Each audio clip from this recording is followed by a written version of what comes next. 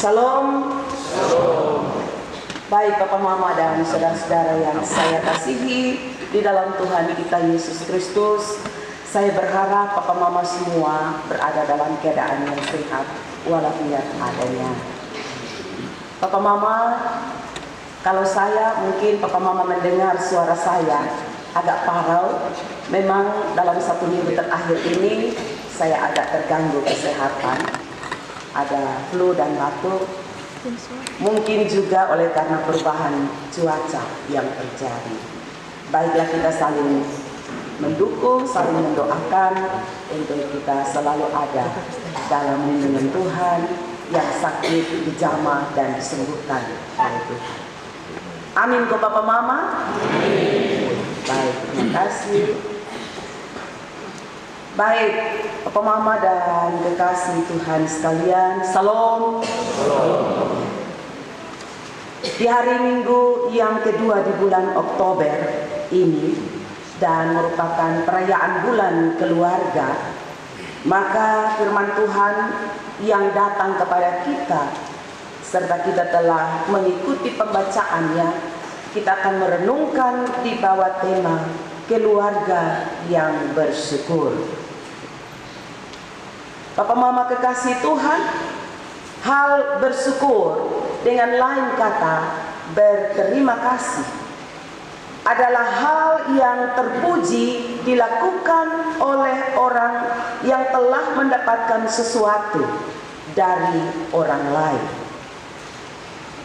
Jadi kalau ada orang yang telah menerima sesuatu terus dia tidak mengucapkan terima kasih, maka pasti orang bilang, wih ini orang ini tidak tahu diri.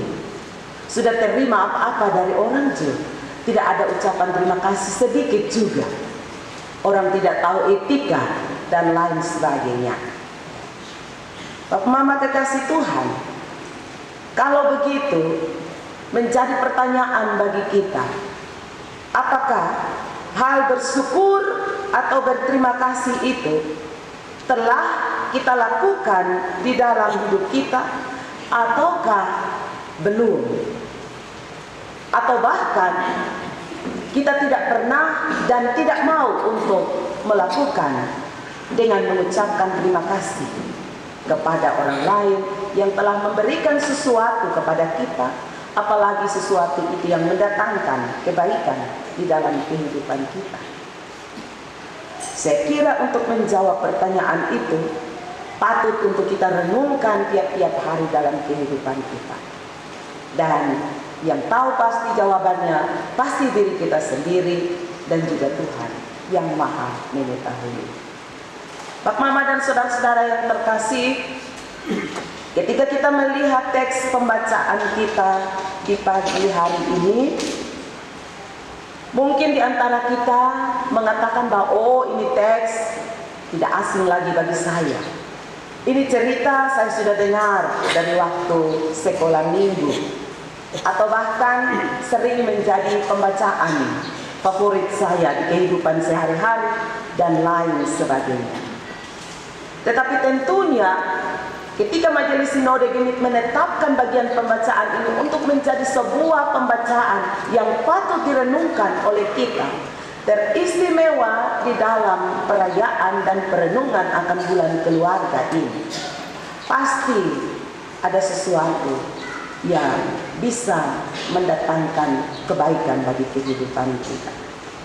Karena itu Bapak Mama kekasih Tuhan sekalian, dari cerita yang ada di teks pembacaan ini, kita mendapati dari judul perikopnya berbunyi ke-10 orang kusta. Itu pertanda bahwa ada orang yang mengalami penderitaan sakit kusta. Dan orang yang mengalami sakit kusta ini disebutkan dalam pembacaan kita sejumlah 10 orang.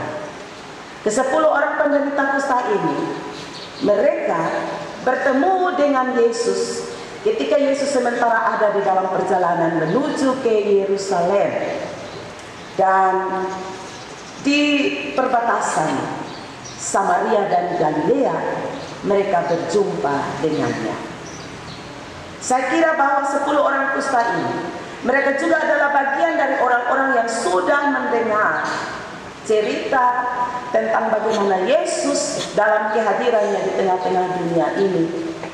Dia sudah selalu melakukan perbuatan-perbuatan ajaib atau mujizat-mujizat, termasuk menyembuhkan orang yang sakit, lumpuh sekalipun dapat berjalan, yang buta dapat melihat, dan lain sebagainya. Dan hal itulah yang mendorong ke 10 orang sakit kusta ini, mereka mau mengajukan permohonan kepada Tuhan Yesus, meminta pertolongan. Yang menarik di sini bahwa kita melihat ke 10 orang kusta itu, ketika mereka berjumpa dengan Yesus, mereka berdiri jauh-jauh dari Yesus. Mereka tidak datang mendekat kepada Yesus. Tidak ada seperti dalam cerita ketika ada seorang perempuan yang mengalami sakit pendarahan. Itu ada berdesak-desakan dengan Tuhan Yesus karena begitu banyaknya kerumunan orang. Tetapi 10 orang penderita kusta ini berdiri dari jauh-jauh. Itu kenapa? Tentu ada alasan.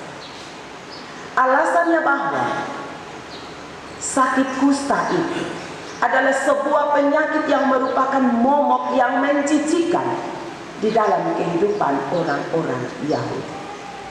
Karena itu orang yang mengalami penderitaan sakit kusta ini, dia harus dijauhi, bahkan diasingkan.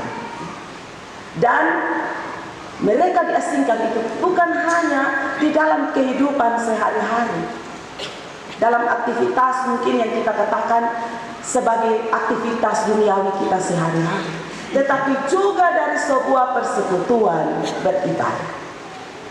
Dalam aturan agama Yahudi, orang yang menderita sakit kusta itu, mereka tengah mengalami kutukan, dan karena itu mereka tidak dilayakkan untuk ada dalam persekutuan ibadah, karena tubuh mereka sedang najis oleh sakit kusta ini.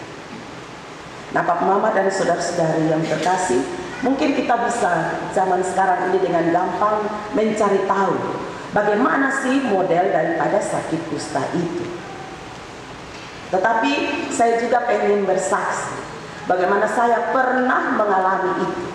Pak Mama, waktu saya kuliah ada di semester 1, saya mengalami ada satu titik warna putih di punggung telapak tangan saya. Ukurannya mungkin sebesar ujung jarum. Dan saya perhatikan bahwa dia tidak berasa, ya, tidak gatal, tidak sakit, tidak dingin, tidak panas. Tetapi dia mengalami perkembangan dalam ukurannya. Makin hari dia makin membesar. Dan sekitar hampir 1 bulan, dia membesar seperti biji kacang hijau. Dan itu membuat saya bertanya-tanya, kenapa ini ya? Kalau mau bilang dia panu atau penyakit kulit lainnya, kok beda? Dia tidak terasa gatal.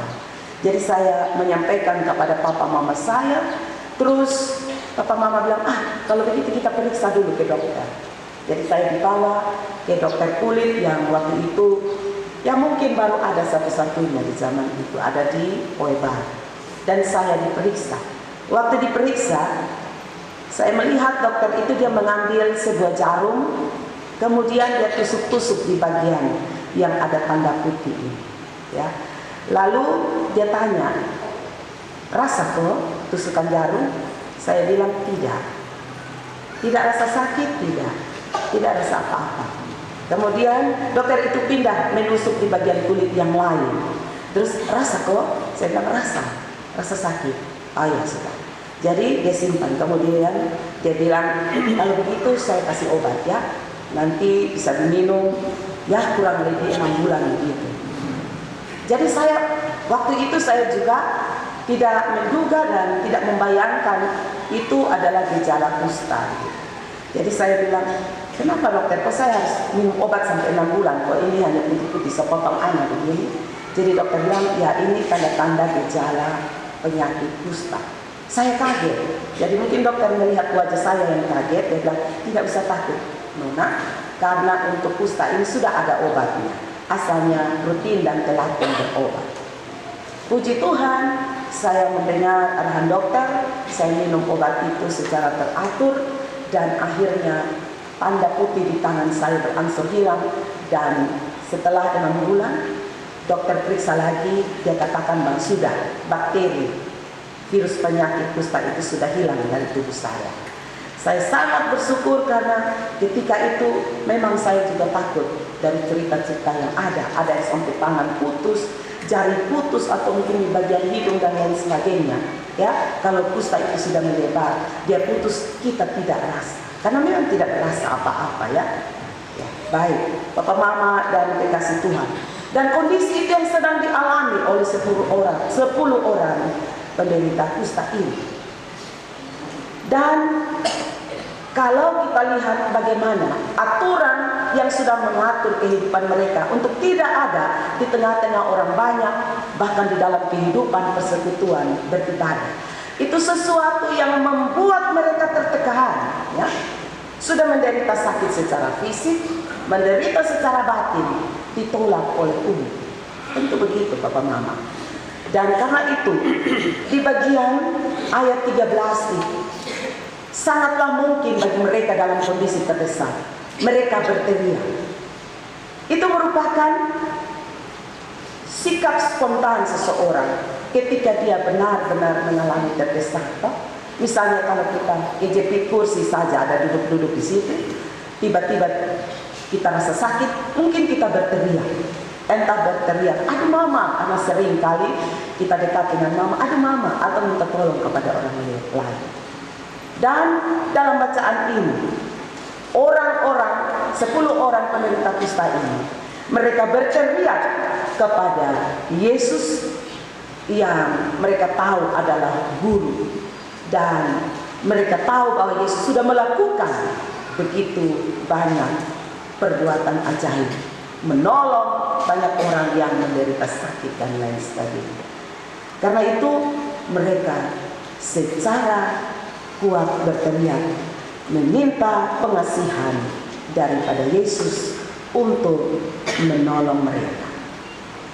Papa Mama, apakah dengan teriakan itu membuat Yesus segera menolong mereka? Ternyata tidak. Justru Yesus menyuruh mereka untuk pergi kepada para imam, pemimpin agama pada waktu itu, ya, pasti dengan tujuan untuk mereka menunjukkan diri mereka. Nah, saya pikir-pikir, kalau mereka pergi menunjukkan diri kepada para imam dalam kondisi itu, maka pasti para imam dari kejauhan mereka, di sana, lu najis, kotor, buat apa lu datang di sini? Bayangkan. Dan saya berpikir pasti para penderita kusta ini juga mungkin berpikir demikian.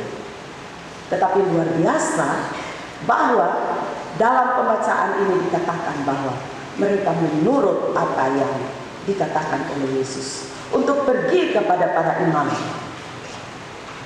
Dan Yesus melihat bahwa ternyata mereka memiliki iman. Mereka percaya kepada Yesus sehingga mereka melakukan akan hal itu. Dan pada akhirnya di tengah perjalanan terjadilah pentahiran atas diri 10 orang kusta ini. Mereka sembuh secara total dari penderitaan sakit yang ada. Papa Mama dan saudara-saudara yang terkasih di dalam Tuhan Yesus Kristus, dari pembacaan ini saya mencatat kurang lebih ada 3 hal yang patut menjadi pelajaran bagi kita dan perenungan sebagai orang-orang yang percaya kepada Yesus Kristus Tuhan kita.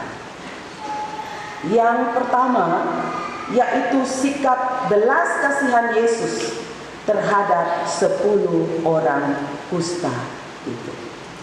Papa Mama, Yesus itu adalah pribadi yang penuh dengan belas kasihan. Karena itu dia pernah mengatakan, belajarlah padaku karena aku lemah lembut dan murah hati. Siapapun yang datang kepada dia, pasti dia akan menerima, melayani, dengan penuh kelemah lembutan dan penuh kasih. Apalagi mereka yang datang dengan penuh harap dalam penderitaan dan beban kehidupan mereka. Karena itu Papa Mama dan kekasih Tuhan sekalian, kita lihat di dalam pembacaan ini bagaimana ke-10 orang penderita kusta ini, mereka datang dengan penuh harap, dengan penuh keyakinan bahwa Yesus yang telah melakukan perbuatan-perbuatan ajaib itu juga akan memperlakukan perbuatan ajaib itu pada diri mereka, yakni dengan menyembuhkan mereka. Ada iman di dalam diri ke-10 orang penderita kusta ini. Ya, ada iman. Karena itu mereka berteriak meminta pertolongan Tuhan Yesus. Yang kedua, sikap iman dari 10 orang kusta. Papa Mama, tadi kita dengar bahwa ada iman di dalam diri ke-10 orang penderita kusta. Tetapi apakah iman yang mereka miliki itu dia berkelanjutan ataukah dia stop pada waktu tertentu? Papa Mama, dari cerita ini kita dengar bahwa dari ke-10 orang penderita kusta itu ada 1 orang yang ketika mereka sudah berjalan sesuai dengan perintah Yesus, 1 orang di antara mereka yang juga adalah orang asing, kata Yesus, orang Samaria, dia merasakan, dia menyadari bahwa dia sudah sembuh, dan dia percaya bahwa itu adalah perbuatan Allah. Itu adalah tindakan yang telah Yesus kerjakan di dalam diri. Dengan demikian dia kembali kepada Yesus untuk menyatakan syukur kepada Yesus dan memuliakannya. Tetapi ternyata ada 9 orang penderita kusta itu yang tidak kembali. Entah mereka kemana. Dan Yesus sendiri melihat itu. Papa Mama, ini menunjukkan bahwa iman yang dimiliki oleh 10 orang penderita kusta ini, yang dapat bertahan hanya 1 orang. Iman yang dimiliki dari awal, menaruh pengharapan kepada Yesus untuk mendapatkan kesembuhan, semua dimiliki. Tetapi ketika kesembuhan telah didapat, hanya 1 yang tetap beriman kepada Tuhan, bahkan mampu menyatakan syukur dan memuliakan Tuhan. Tetapi 9 orang itu, iman mereka hanya sesaat, dan sudah sembuh. Apa yang mereka harapkan sudah diperoleh, mereka mengabaikan dan melupakan Tuhan. Papa Mama kekasih Tuhan sekalian, hal yang ketiga, sembuh dari kusta pertanda dilepaskan dari kutukan atau dosa. Tadi kita dengar bahwa orang-orang Yahudi, mereka dilarang untuk ada di tengah-tengah kerumunan banyak jikalau mengalami penderitaan sakit kusta, bahkan di dalam ibadah. Nah, saat ini kita mendengar cerita bahwa 10 orang itu telah sembuh, pertanda bahwa mereka telah dilepaskan dari penderitaan sakit secara fisik. Tetapi di sisi yang lain, yang lebih utama dan yang lebih penting adalah mereka telah disembuhkan dari penderitaan sakit jiwanya. Mereka telah dibebaskan, telah dilepaskan dari kutukan. Dosa-dosa mereka telah diampuni. Mereka telah disucikan dan diselamatkan oleh Allah sendiri. Dan itu dikerjakan di dalam putranya Yesus Kristus Tuhan. Papa Mama dan saudara-saudara yang terkasih di dalam Tuhan kita Yesus Kristus, dari 3 poin penting yang perlu kita lihat dari pembacaan ini, maka saya juga menyimpulkan ada 2 hal yang patut menjadi perenungan kita dalam perjalanan hidup sebagai orang-orang yang beriman kepada Yesus Tuhan kita. Yang pertama,